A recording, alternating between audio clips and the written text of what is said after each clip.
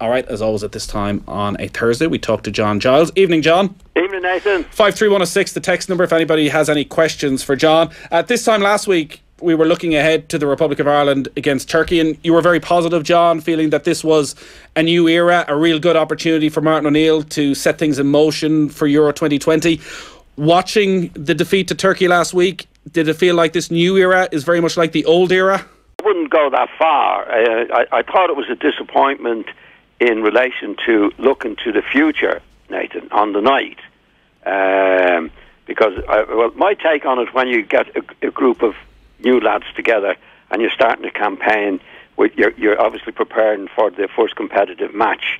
And what I think should happen is that you would play, say, 2 to 3 of the new players at the max 2 or 3 new boys, along with the most experienced players that you have at your disposal. Now, I know there were a few players missing last week, but there were 3 or 4 experienced players on the bench, because you've got to give the young lads a chance. You're only as good as the players you play with.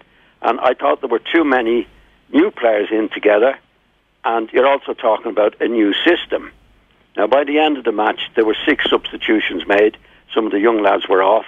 I can't, apart from Rice being a very, very big success on the night, I can't see anything. Well, I was watching that I learned from that particular game going into the next game, Nathan.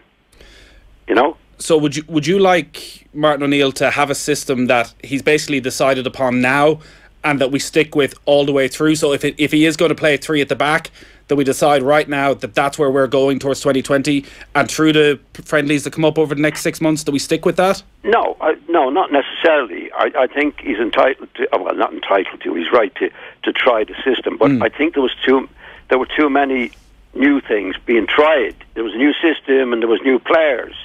And therefore, you're looking at the match, say, okay, what did I learn from that match going into the next match? And to be quite honest, I couldn't see anything to be learned, because, quite rightly before the match, everybody said the result is not important. It's what we see in the match going into the next match and the next match after that, where you're leading up to the first competitive match. I couldn't see anything after the 90 minutes last week that we really learned, because there were 6 substitutions during the game. The 2 new lads up front, which had a big job to do, were actually playing with another 3 or 4 relatively new players as well. And there were a few experienced players on I think you should be introducing the new players, but 2 or 3 players at the most in the team. Because all young players coming in together, Nathan, you're not giving any of them a chance. Like, if the 2 lads up front I felt sorry for, there was no supply to them, they didn't get, but I didn't anyway, learn anything from that particular game. In the middle of midfield, he did try stuff with Alan Brown and Conor Hourihan in there alongside Jeff Hendrick. So Jeff Hendrick, very much the senior member of that midfield 3. Only one, Nathan. You know what I mean? Like, for example, first of all, I wouldn't start with a new system of 3 at the back. Right? If you had 4 at the back, you had Coleman, you had Duffy, you had Clark available, and Christie, I think, available. Yeah. You know, you had, and then you had McLean in the middle of the field, Hendrick in the middle of the field, Myler in the middle of the field, and say the 2 new lads up front. You know, so you've got a fairly experienced team to give them a chance to see what they could do. But if there's a lot of young players coming in at the same time, I don't think you're giving them a chance to show what they can actually do, because they're not playing with the best players. And then you're playing with a new system. For example, you have Coleman. I don't believe in the 3 at the back unless it's exceptional players that you have. And I think the likes of Coleman, say, playing at right back, is a terrific player. But actually, when Coleman is playing as an orthodox right back, nobody attacks more than Coleman. And then we had McLean as the wing back on the other side, which actually I think restricted McLean from doing the raiding that is at his best. That's my opinion. That's my take for last week. So at the end of the match, I can't say, well, I looked at that. Apart from Rice, I didn't really learn anything from it. And that was the idea of the game. The result wasn't the important thing. We all agreed with that. But it was learning from that game going into the next game. Like, if I asked you, Nathan, what did you learn last week going into the next game that you could improve on? It'd be very difficult, because there were 6 substitutions made. in the second half, for example. Yeah, and with the way these friendlies go, you can imagine there'll probably be 6 more changes at least the next time Ireland take to the field. Well, what I think should happen is that you play as all the experienced players the other night to give the new lads a chance, and you put 2 of them in. And in the next match, you've learned, okay, what did the 2 up front do? Did they do well? Did they okay? Okay, we'll give them another go. Or do something else and put another new lad in. But 2 or 3 at most at the time, because the lads who are coming in as new lads should be playing with the best players you have available to give them a chance. But if you put a lot of young lads in, new lads in, which would happen last week, and a new system, then you're looking for too much. So do you not worry then about how Ireland played in terms of a lot of similarities maybe with the end of the qualification campaign away from home, the centre-backs kicking it long towards the 2 strikers who are just having to do a lot of chasing, not getting a huge amount of quality ball? Is that sort of understandable when you do have that amount of changes? Well, I don't think you're going to get anything else, Nathan, except for what actually happened, you know? Like there was too many new lads in to really. They should be bringing them along. So when you come into lads into a new team, you have your best players, because the better the players they play with, the better the chance they have to show what they can do. Where you will be playing with those players when it comes to the competitive matches, you'd actually know that, to say the 2 lads up, 2 young lads, and new lads up front. Last week we were playing with the best players available. I know we had 1 or 2 players missing. Then that's what they can do with those players, because the experienced players are going to be playing anyway. So you say, okay, what are they going to do with those 2? With the 2 new lads up front? And what are the 2 lads going to do with them? Well, we couldn't see that last week. You mentioned Declan Rice a couple of times there. He's only 19 years of age. He's starting games on a fairly regular basis in the Premier League. By and large, as a centre-back. We saw him both as a centre-back and as a central midfielder at times last week. Like, do you look at a player of his quality and think, even if he is playing at the back for his club, that maybe he has the skill set that we need actually in the middle of midfield? Well, exactly, we can do. We could look at that in the next match, Declan. No, he could have. We could have looked at that in the next match and said, well, that's a positive. Okay, we've learned that from that game. Now we go into the next game. So what you're doing is you're trying to improve it all the time with the players that have come in. But you've got to give them a chance to play with the players who are most likely to play. Rice will obviously play in the next match, whether he plays at the back or plays in midfield. I say he probably will play in midfield, because Clark can come into the game, which could have played alongside Duffy. Did you see enough in him to be genuinely excited? He did seem quite comfortable on the ball. Seemed to, the one thing you talk about a lot, he did seem to want the ball. Oh, yeah, he looks a good player, Nathan. There's no doubt about that. He played at the back. He looked comfortable. He was the success of the night. There's no doubt. And you could say now, we could play him at the back. He's proven that he can do it, and that's what you're looking for the young players. For the young players coming in, can they do it? But you've got to give them an opportunity. You've got to have them playing with the best players that are available to you to show what you can do. If you're not playing with such good players, then you're not going to be so good yourself, particularly lads up front who are dependent on the supply. I felt sorry for the 2 lads up front last week. They never got, apart from the good ball from, I think it was Hendrick in the first half, to create the opportunity. They didn't get anything after that. Yeah, and you got that sense from both of them when they were talking after the match, really frustrated with how the 70, 90 minutes had gone for Hogan and for Maguire. Yeah, well, another thing there now, I think, if I was a manager, I would tell the new players like them, whatever happens, you're going to play 90 minutes. Don't worry about making mistakes. Don't worry about making mistakes, because you're only putting more pressure on them. If you think, oh God, I could be substituting, you're going to play for 90 minutes, because again, the result wasn't the most important thing. So it gives them an opportunity to say, okay, I've got 90 minutes to do it. I don't have to be worried about taking off, which they were taking off early anyway. They didn't even get 90 minutes. So you've got to give them a real chance. And I don't think that happened last week. Just on Declan Rice then, before we leave him, if he is playing centre-back for West Ham, say next season he's still selected by whoever's the manager there, and he's training day in, day out and playing week in, week out as a centre-back, do you worry then about him playing as a midfield role for Ireland, or do you just trust that the player is smart enough that he can adapt? No, look, what was proven the other night, the good thing from the other night, was proven that Rice can play at the back and he can also play in midfield, right? So you don't have to worry about that for the future. Now, that was the big thing from the match that we learned the other night. He's very capable of playing at the back, and he's capable of playing in midfield. And we'll get to know more as we go along. That's a positive. That's what you can take into the new game. So even if he's playing for West Ham regularly in the centre-back position, he could still play in midfield. That's what some players can do. Paul McGrath could do it, for example, as one of our players who could do it. Mark Lawrence could do it to a fair extent. So you learn that very, very quickly, and that's what we learned last week, which was very positive. He was very impressive at the back, and he could step into the midfield and be good. We know that, so we've seen that, which is great. But what else did we see, Nathan, that you could take in next, to the next match to say the two lads up front, can they do it? Can they not do it? I still don't know. And McLean playing at left back in the wing back situation. I think it was too much to ask for the front of what you're going to learn. And I think, I certainly looking at it, I would thought, apart from Rice, I didn't learn much from that match to take into the next game. Like when you mention Paul McGrath and Mark Lawrence, you're talking two absolutely exceptional players, two of our greatest ever players. When you look at Rice, do you see that sort of quality in him, that he could go on and be that good? I think there's a possibility, but it's very early days yet. I wouldn't get carried away with it. I'd say that's very good, and you look very good. Yeah. And when we come to the next friendly match, and then we'll know a little bit more.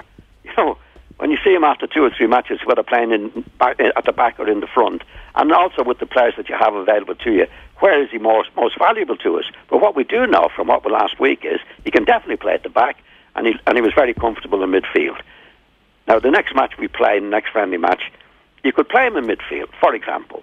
If you're playing, say, Clark at the back or Duffy at the back, and say, okay, we'll give him 90 minutes at it to confirm that this guy can really do it in at the back or in the middle of the field. That's what the friendly match is for, to learn as we go along. So I wouldn't get carried away, because we saw Paul McGrath, obviously, and Lawrence over a long period of time, and their careers are finished now, that they could do it. This lad looks like he can do it, but we'd want to see a little bit more just to make sure. Yeah, I'm just looking for something to get excited about at this stage. We will take a very quick break. John, 53106 is the text number. Plenty more to come from John Giles.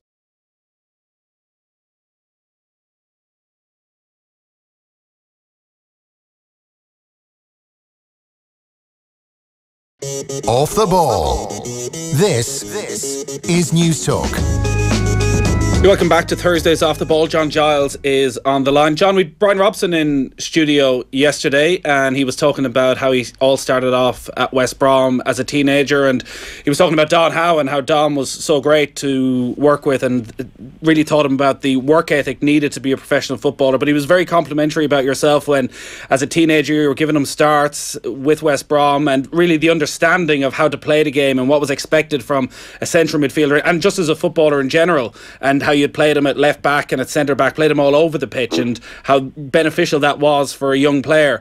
What's your memories of seeing Robson as a teenager? Like, we're just talking about Declan Rice and not wanting to get too carried away. Yeah. Was Robson, as an 18-year-old, was he somebody who you knew was that little bit extra special?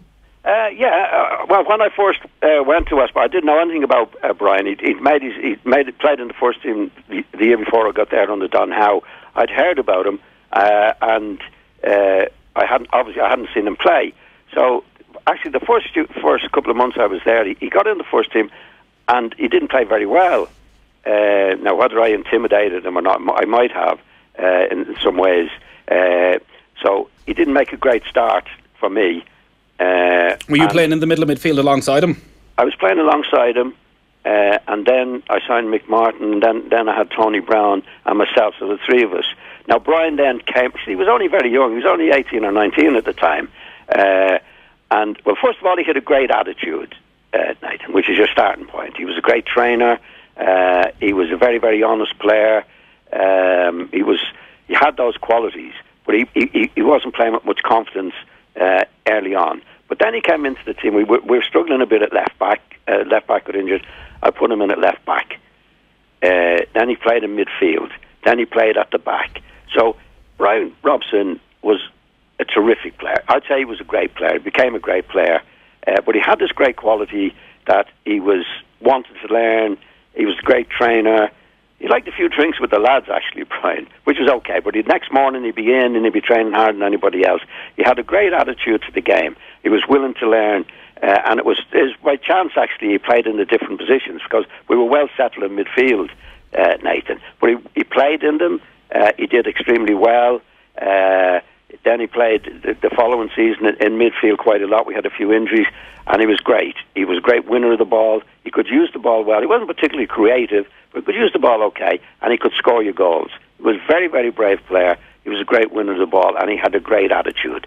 I had no problems with Bryan at all. Not that I should have problems, but he was a terrific player, and he was a good lad. He was very, very honest in what he did.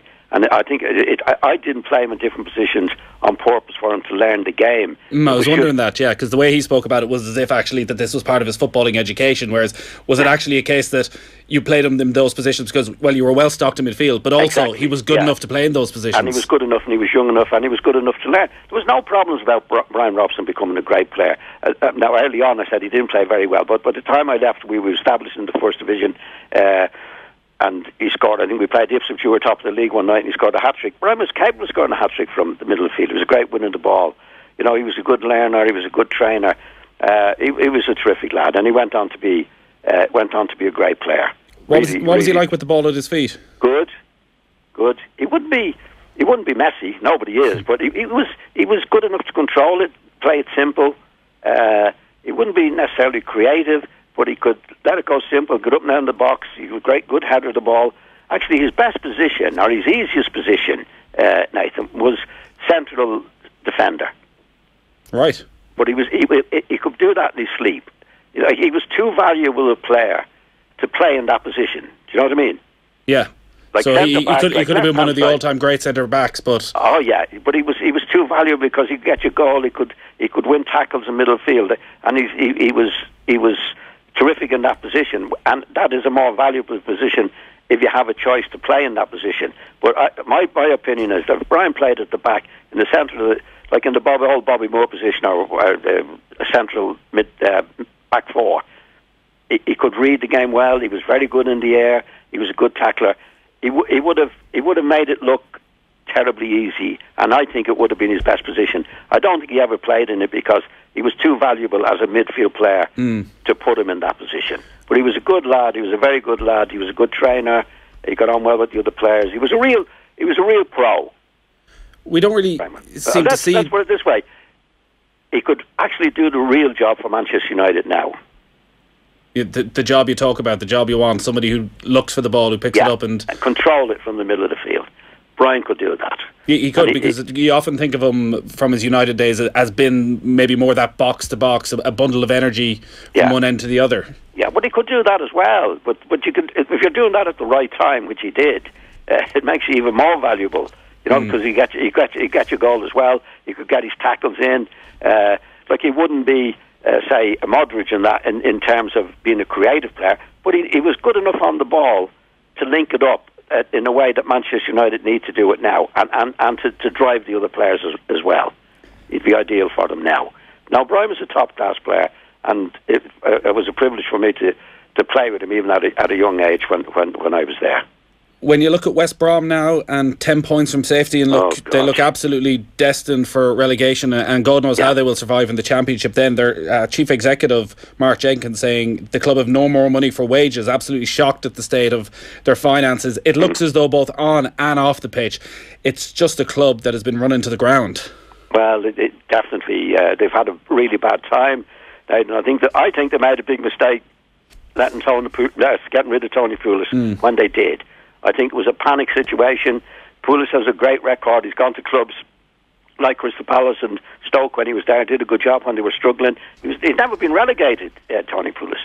So, like, they were getting rid of a man that most clubs would want in the position that West Brom were in. It was a bit Irish about it, but that's what happened. And I think what's happened, Nathan, there's a lot of pressure, more pressure on the clubs than ever now, getting into trouble and worried about relegation because there's more money. There's 150 million now you get from the Premiership. The money has gone up.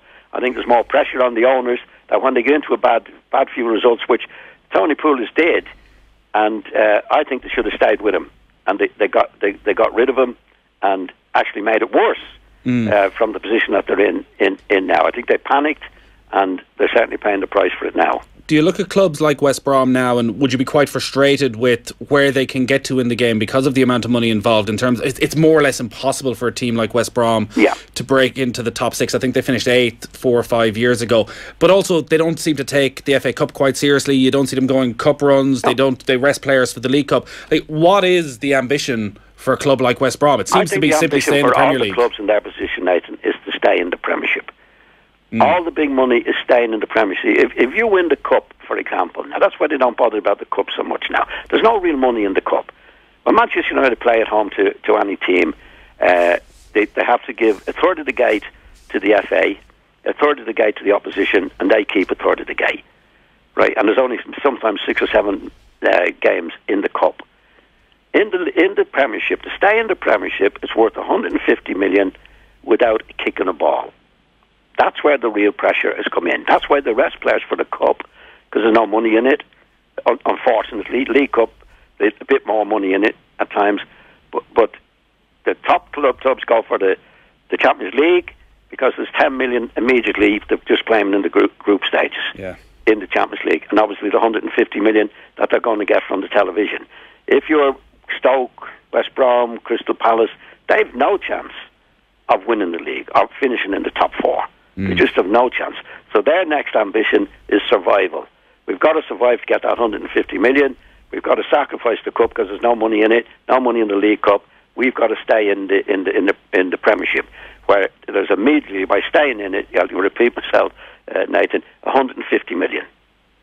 Yeah, and you got to feel for a lot of clubs. It's probably ruined their ambition and making life very difficult. West Brom in serious trouble, 10 points from safety. John, great stuff as always. We'll talk to you next Thursday. Thanks, Nathan. Thank you. John Giles there. If you want to listen back to John, offtheball.com, the podcast will be up there. Very complimentary about the great Bryan Robson, who was in with us yesterday. You can check that out on the website as well.